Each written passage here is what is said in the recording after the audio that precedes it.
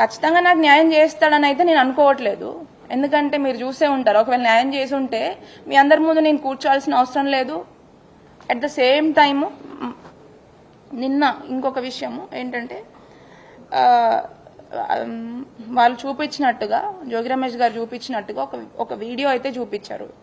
ఏంటంటే వసంత కృష్ణ ప్రసాద్ గారింటికి వాళ్ళు వెళ్ళారని చెప్పి, అది దొంగచాటుగా వీడియోలు తీసుకొని దాన్ని ప్లే చేయాల్సిన అవసరం లేదు. ఎందుకంటే నన్ను అడిగితే నేనే చెప్పేదాన్ని, నువ్వు వెళ్ళావా అమ్మా అని. అంటే అవును వెళ్ళాననే చెప్తాను, న్యాయం కోసం వెళ్ళాను. ఆయన న్యాయం చేసి ఉంటే, ఆయనే సెట్ చేసి ఉంటే కరెక్ట్గా అన్యాయం చేయకుండా నాకు, నేను ఎందుకు వెళ్తాను? వసంత కృష్ణ ప్రసాద్ గారి దగ్గరికి వెళ్ళాను, దానికి ముందు కూడా ఇంకొకసారి వెళ్ళాను. ఎందుకంటే నాకు న్యాయం చేయాలి, నాకు న్యాయం కావాలి, నాకు అన్యాయం జరిగింది అని చెప్పి ఆ ప్లేస్ లో వసంత కృష్ణ ప్రసాద్ కాకపోతే లోకల్ గా ఆ ప్లేస్ లో ఎవరు ఉంటారో వాళ్ళ దగ్గరికి వెళ్తాను. వాళ్ళ తమ్ముడు ఉన్నా వెళ్తాను, వాళ్ళ అన్నయ్య ఉన్నా వెళ్తాను, ఎవరున్నా వెళ్తాను. అదే విధంగా ఆయన ఇంకా నాకు ఎంతో రెస్పెక్ట్ ఇచ్చి, అమ్మ ఇక్కడ ఆడపిల్లవి కాబట్టి నువ్వు ఇక్కడ ఎంతో మంది ఉంటారు, మనం ఇంటి దగ్గర కూర్చొని మనం మాట్లాడుకుందాము, దీన్ని నువ్వు వీలైనంత తొందరలో బయటపడాలమ్మా, నువ్వు ఇంకా ఈ కోర్టులో కేసులు అనుకుంటూ నీకు న్యాయం కావాలి అని చెప్పి ఇట్లా నువ్వు ఫైట్ చేయాలి అనుకుంటే ఖచ్చితంగా ఇది చాలా టైం టేకింగ్ ప్రాసెస్. నువ్వు తొందరగా సెట్ చేసుకొని నువ్వు ఇంకొక లైఫ్ ని స్టార్ట్ చేసుకోవాలి అని చెప్పి మమ్మల్ని సర్ది చెప్పడానికే చూశారు. And at the same time అతని సొంత బాబాయ్ అయిన, జోగి రమేష్ గారి సొంత బాబాయ్ అయిన వెంకటేశ్వర్లు గారిని కూడా ఆ రోజు మమ్మల్ని ఇంటికి రమ్మని చెప్పిన రోజు ఆయనను కూడా పిలిపించారు, మాట్లాడారు. ఇది పాప ఇంత ఇబ్బంది పడుతుంది, అమ్మాయి తప్పేం లేదు, చూడండి అమ్మాయి దగ్గర ఎవిడెన్స్ కూడా ఉంది, ఒకసారి మీరు ఏ రకంగా మరి ఇంటి పెద్దగా పిలిపించి మాట్లాడారు.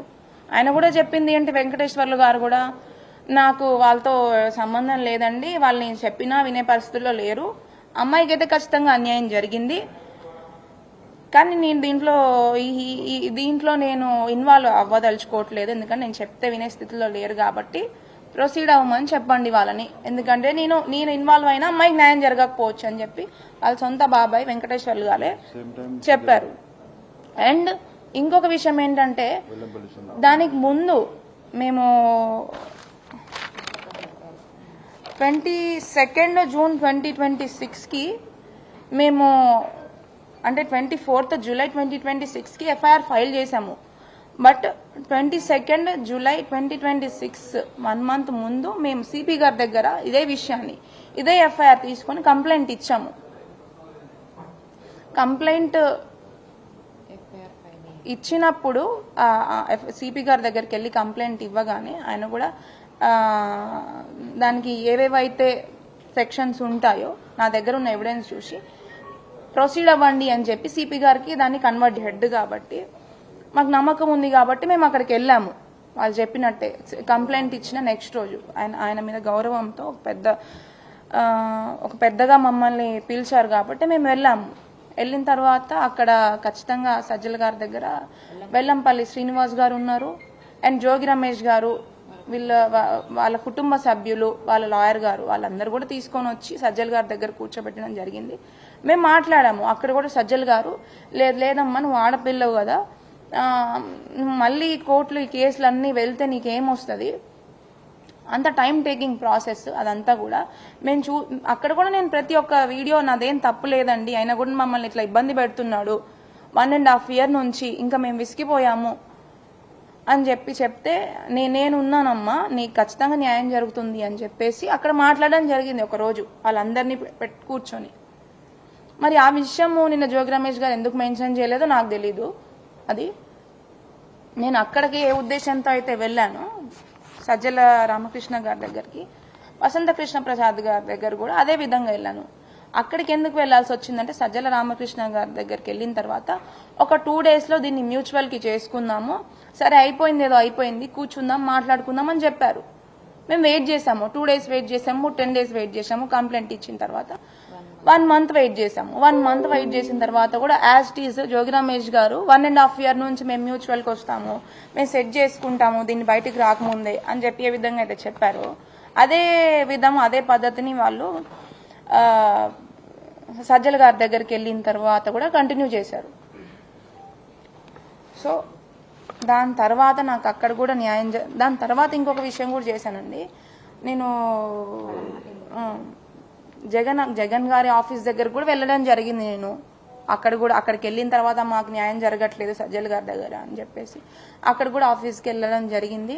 బట్ మేము కలవలేకపోయాము. అక్కడ కూడా వెళ్ళేసి మాకు ఇట్లా అన్యాయం జరిగింది అని చెప్పేసి చెప్పుకుందాం అనుకుని మాకు ఆ ఛాన్స్ రాలేదు. సరే ఇక్కడ న్యాయం జరగట్లేదు, ఎందుకంటే జోగి రమేష్ గారు చెప్పిన మాట మీద మళ్ళీ కూడా నిలబడట్లేదు, ఇంకా మాకు చేసేది ఏం లేక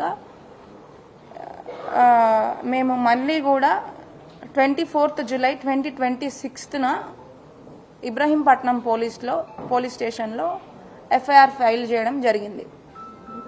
ఎందుకంటే ఇంకొక విషయం, ఈ ఎఫ్ఐఆర్ ఫైల్ చేసే ముందు నేను ఒక ఇంపార్టెంట్ విషయం చెప్దాం అనుకుంటున్నాను మీ అందరికీ. పెళ్ళయింది నాకు 28 మే 2025. అయితే పెళ్ళైన 2 monthsకే నా మీద null and void case Rajiv వేయడం జరిగింది. దానికి అసలు అంటే వాళ్ళు నిన్న చెప్తున్నారు కదా, వాళ్ళిద్దరి మధ్యలో మనస్పర్ధలు వచ్చాయి, వాళ్ళు ఏవో అయినాయి అని చెప్పి. వాళ్ళు మనస్పర్ధలు వస్తే అసలు ఆ ప్రాబ్లమ్స్ ఏంటి, అసలు నేను చేసిన తప్పేంటి? వాళ్ళు పెళ్ళైన 2 monthsకే అసలు నా మీద డైవర్స్ ఫైల్ చేయాల్సిన అవసరం ఏముంది? మరి డైవర్స్ ఫైల్ చేస్తుంటే అది ఖచ్చితంగా వాళ్ళ తండ్రికి తెలియకుండా అయితే చేయరు కదా. వాళ్ళ తండ్రి హెల్ప్తోనే, ఖచ్చితంగా వాళ్ళ కుటుంబ సభ్యుల హెల్ప్తోనే 2 monthsకి డైవర్స్ ఫైల్ చేయాల్సిన అవసరం ఏముంది నా మీద? నేను ఇంట్లో ఉండంగానే. అండ్ ఆ విషయం నాకు ఇప్పుడు అంటే మరి మీకు పెళ్ళైన మరి మీకు ఆగస్ట్ 2 ఇది ఏంటి పెళ్ళైన 2 monthsకే మీకు తెలిస్తే మరి ఇప్పుడు దాకా మీరు ఉండడానికి కారణం ఏంటి అని మీకు క్వశ్చన్ రావచ్చు. నాకు ఈ ఆగస్ట్లో null and void divorce file చేశారన్న విషయము నాకు రీసెంట్గా తెలిసింది. అది ఎప్పుడంటే 1 year అంటే వాళ్ళకి ఏంటంటే 2 monthsలో డైవర్స్ ఫైల్ చేసింది వాళ్ళ నా మీద. అది కోర్ట్ అనేది డిస్మిస్ చేసింది. ఎందుకంటే దాంట్లో వాళ్ళు రాసిన అలిగేషన్స్ అనేది తప్పు కాబట్టి, నేను సరిపడిన ఆధారాలు దానికి సూటబుల్ థింగ్స్ దాంట్లో లేవు కాబట్టి కోర్టే దాన్ని డిస్మిస్ చేసేసింది. కాబట్టి వాళ్ళు అంటే ఇది 1 year తర్వాతనే ఖచ్చితంగా వేయాలి అని చెప్పేసి వాళ్ళకి క్లియర్గా అర్థమైపోయింది. నల్ అండ్ వాయిడ్ అని అంటే అది 1 year లోపు వేసుకునే అదనమాట. దానికి తగ్గ ఆధారాలు లేవు కాబట్టి దాన్ని డిస్మిస్ చేసి 1 year తర్వాత వాళ్ళు కేసు ఫైల్ చేయడం జరిగింది.